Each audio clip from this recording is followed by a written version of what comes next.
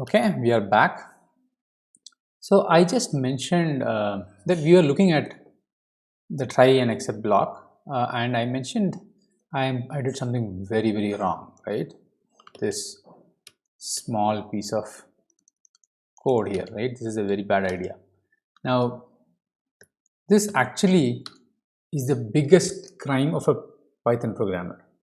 Of course, I'm exaggerating a bit, but it is very close. One of the biggest for sure, if not the biggest, right? Actually, it's a crime in any programming language. It's a developer crime. Let me show you the structure of it again so that you can follow along.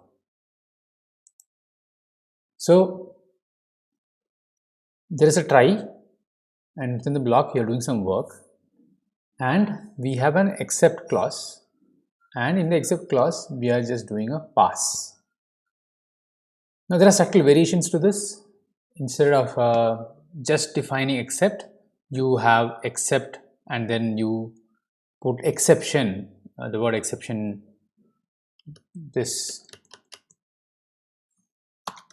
So it's except exception. This is one variation like this, or you can just say all of them are the same. These styles we will cover soon, but the main point is about that crime. It's a crime to do this, and right after this you are doing a pass. There are 2 points to consider. By using this except or except exception or except exception as e, what we have effectively done is to catch any kind of exception in the world that happens inside the try block. So this try block might cause any kind of exception. Everything will be caught by this block, this except block. The called program might have failed for any reason, some reason which you don't expect, right? Some reasons you expect and you are trying to handle that, but there are others which you don't have any clue about, and this class will catch all of them, whether you know to handle it or not. So that's the first one. The even bigger crime is that we are doing nothing in this block. We're just doing pass. That is not handling at all, right? That is eating up the exception. That's poisonous.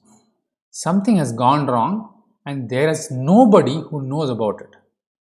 The user, the called program, the developer, the support team in big applications, what happens is when you have many users, there will be people in teams, support teams, which help the user to overcome what they face.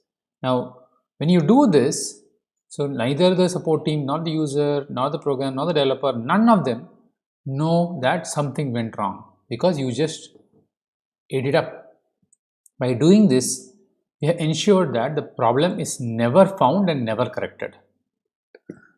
Doing this in any project can lead to scenarios where the application does unpredictable things and nobody is wiser to correct it.